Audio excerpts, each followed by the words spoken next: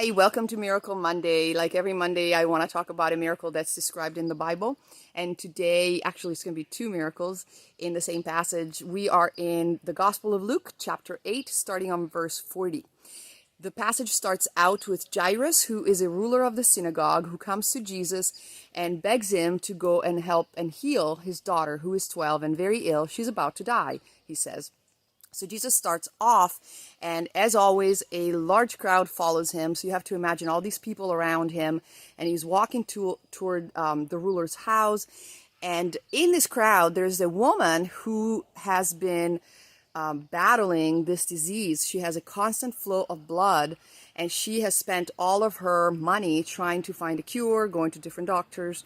And she is just trying to get close enough to him so she can touch him. She believes that if she can only touch Jesus, she will be well.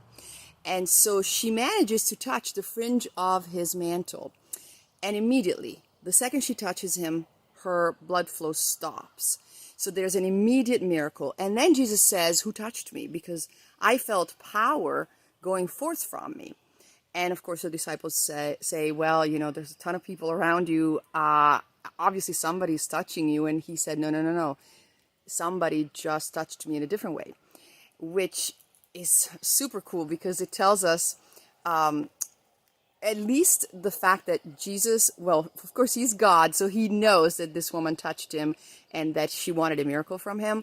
But also the fact that Jesus was very present in the moment. And so that allowed him the ability to really sense that this was happening in that very moment. So the woman comes forward and says, "It was me, I'm sorry." And Jesus says to her, very powerful words, "Woman, do not be afraid. Your faith has made you well. Go in peace." And those are words that we should repeat to ourselves a lot.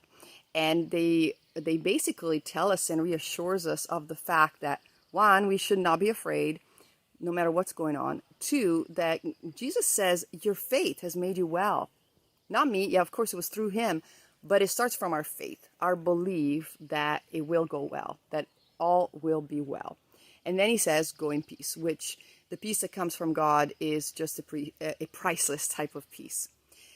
After that, they arrive at the ruler's house, and by then, people come out and let them know that it's pointless. Don't bother the master anymore. Your daughter has died. But Jesus says, no, she's not dead. She's just asleep.